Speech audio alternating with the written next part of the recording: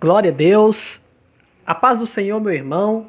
Aqui quem fala com você é o seu amigo, pastor Lucas Magela, para mais uma lição da Escola Bíblica Dominical.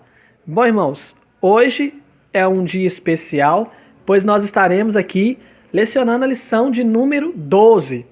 Estamos aí na reta final para finalizar essa lição maravilhosa. Quero pedir para você, nos acompanha, não deixa de acompanhar, já vamos começar a gravar a lição do quarto trimestre de 2020, amém? Então, vou deixar aí também, irmãos, na descrição desse vídeo, algo interessante aí, se você quiser dar uma olhada, fica à vontade, tá bom, irmãos? Mas vamos aqui, eu queria deixar só esse recado, caso alguém queira aprender como ser um bom professor de escola bíblica dominical, né? Porque de repente eu estou falando com alguém, assim como eu, que gosta de se dedicar à escola bíblica dominical e gosta de aplicar um ensino muito bacana para a classe, né? A gente sabe que realmente nós estamos em época de pandemia, mas é exatamente nessa hora que nós precisamos nos qualificar, né? O tempo que nós temos disponível em casa, nós podemos estudar. Então vou deixar um link da descrição aqui, né? Vou deixar um link aí na descrição. Vai lá, clica lá. Se trata de quê? Se trata de um curso onde você vai aprender a escola bíblica dominical. Amém, irmãos?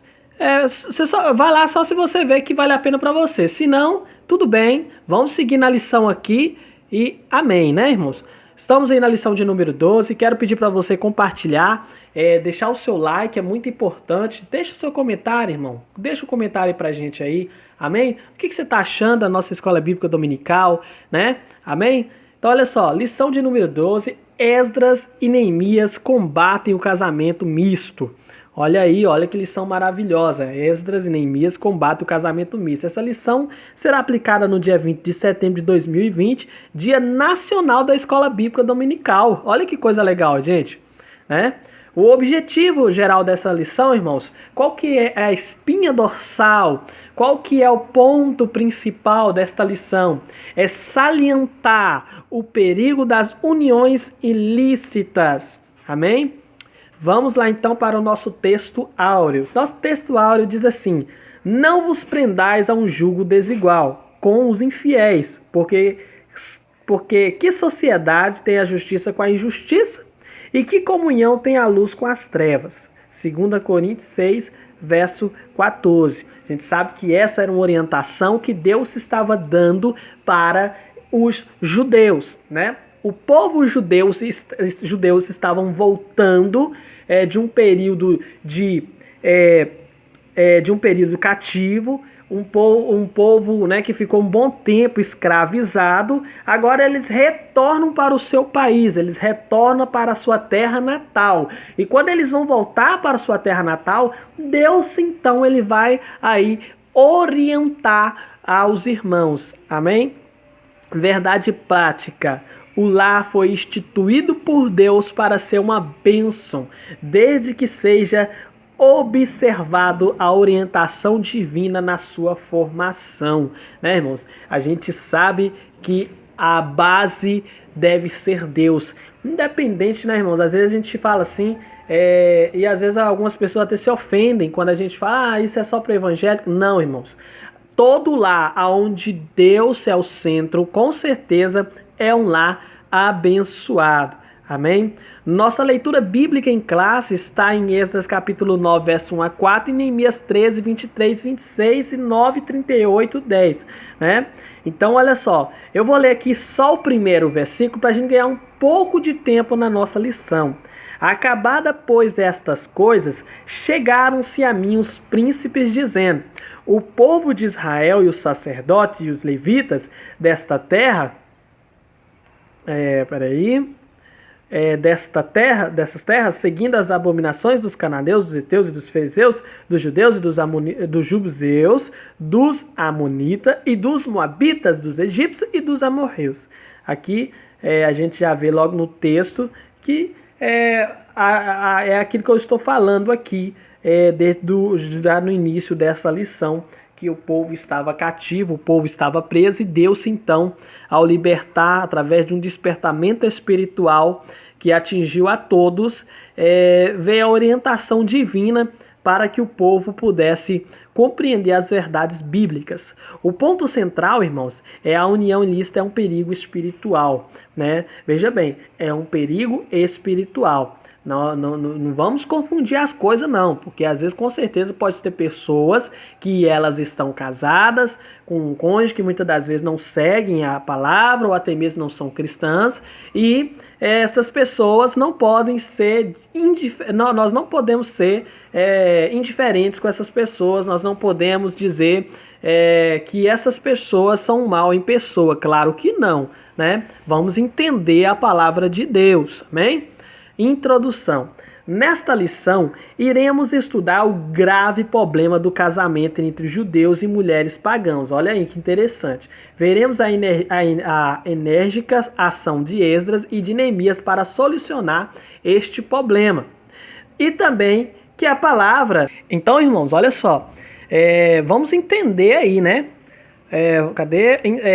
Nesta lição, iremos estudar o grave problema do casamento entre judeus e mulheres pagãs. Por quê, irmãos? A gente nota que, olha só, a ação de Esdras e Neemias para solucionar esse problema e também o que a palavra de Deus diz sobre o assunto. Neemias mais Esdras, eles tinham um papel fundamental de retrazer, né, trazer de volta aquilo que se havia perdido, que é a palavra de Deus novamente aos corações dos judeus, né? Os judeus estavam há muito tempo cativos, né? Então o que vai acontecer? Deus ele vai fazer uma série de advertências e Deus vai usar a vida de Neemias e a vida de Esdras para orientar o povo segundo a palavra de Deus. Na lei de Deus aparece a ordem: não faças concerto com os moradores dessa terra, nem tomes das suas filhas para os teus filhos. Isso é o que a lei diz, né? Foi por este motivo que o sacerdote Esdras, conforme a leitura da nossa lição, ficou perplexo quando tomou conhecimento de que o povo, depois de haver voltado do exílio, tomava mulheres dos povos gentílicos em redor, misturando a semente santa. Então, olha só, o povo volta do cativeiro, o povo volta de um tempo de sofrimento, e agora, quando Neemias toma conhecimento do que estava acontecendo, do que estava se passando ao redor, depois do exílio, depois de muito tempo de prisão, ele fica perplexo. Por quê? Porque eles tinham conhecimento da palavra de Deus, que a palavra de Deus dizia para que eles não se fundissem ou eles não se misturassem com outros povos, e isso não estava sendo observado mais. O povo começou a seguir as abominações dos povos. Irmãos, eu fico observando, sabe o quê? Vou abrir um parênteses aqui para dizer. Você já notou como é as coisas? Geralmente é assim. O crente, ele começa a seguir a Deus, ele começa a fazer tudo direitinho, mas tem um certo caminho que ele acaba errando o caminho. Isso é um perigo. Nós, como cristãos, nós temos que tomar muito cuidado, irmão, porque olha só, Deus tira nós do cativeiro, Deus tira nós de um período difícil, né, do lamaçal, e muitas das vezes nós voltamos para Ele. Por que nós voltamos para Ele, irmão? Você já parou para notar? Existe uma natureza no ser humano que é a natureza do pecado, né? Essa mancha que vai ser tirada quando o Senhor voltar. Mas, enquanto isso, nós vamos aprendendo com a palavra de Deus. O resultado desse movimento foi uma purificação e tomada de atitude firme em obediência à palavra de Deus. Então, às vezes, irmão, atitudes drásticas devem ser tomadas para que o povo volte os seus corações para Deus. Vamos aí para o primeiro tópico aí, ó. Esdras e Neemias combatem o perigo do casamento misto, a ira e a reação de Esdras. Quando Esdras foi informado de que muitos judeus morando em Judá haviam se casado com mulheres pagãs, ele ficou muito angustiado. Imagina, né, irmãos, o longo período que os judeus permaneciam exilados e depois que eles foram libertados do exílio, né, depois do despertamento espiritual que aconteceu, o povo voltou a truplicar, né, o povo voltou a cometer os mesmos erros. Então quem é zeloso, igual Esdras era muito zeloso, o que vai acontecer? A pessoa se enfurece, né? A pessoa se chateia, a pessoa se angustia. Imagina Deus como é que fica, né? manifestando sua profunda tristeza, rasgou suas vestes. Quem rasgou? Esdras, sua capa, e arrancou os cabelos, tanto de sua barba como de sua cabeça, e assentou-se atônito na praça. A notícia da reação de Esdras espalhou-se pela cidade e muitos reuniram-se a ele. Na hora do sacrifício da tarde, Esdras dobrou seu joelho diante do povo e orou a Deus, e todo o povo chorou com grande choro. Por quê, irmãos? Porque é isso que acontece. É por isso, eu quero até abrir um parênteses aqui para dizer, tá? Hoje em dia, irmãos, está acontecendo um negócio de, ninguém precisa mais para a igreja não, porque está acontecendo muito escândalo, igual nós vimos aí tem pouco tempo atrás, o escândalo da Flor de Lis, né, do pastor Everardo, né? Então, vamos continuar aqui, né? Vamos aí para nosso segundo ponto aí do primeiro tópico. O efeito da atitude de Esdras foi imediato. Secanias, um judeu bem conhecido e que se havia casado com uma mulher estranha, disse a Esdras, diante do povo, de todo o povo: agora, pois, façamos concerto com nosso Deus, que despediremos todas as mulheres e tudo que é nascido delas, conforme o conselho do Senhor e dos que tremem no mandato do nosso Deus. Veja bem, irmãos, olha a consequência da desobediência. Se nós pararmos para pensar, vamos ver que esses homens deixaram suas mulheres, e algumas mulheres com filhos, né? Mas tudo isso era fruto de quê? Da desobediência do homem. Se eles desde o começo tivessem ouvido a voz de Deus, isso não teria acontecido. Da mesma sorte, irmãos, é nos dias atuais. É assim hoje em dia, né? Muitas coisas acontecem na nossa vida por causa de quê? Porque nós desobedecemos. Somos negligentes à voz de Deus, então temos que tomar cuidado. Amém? Terceiro ponto, o arrependimento do povo. Esdras levantou-se e ajuramentou a todos que fariam conforme a palavra de Secanias. E o povo jurou. Todos que havia retornado do cativeiro foram convocados. E Esdras falou-lhes: vós tendes transgredido e casastes com mulheres estranhas.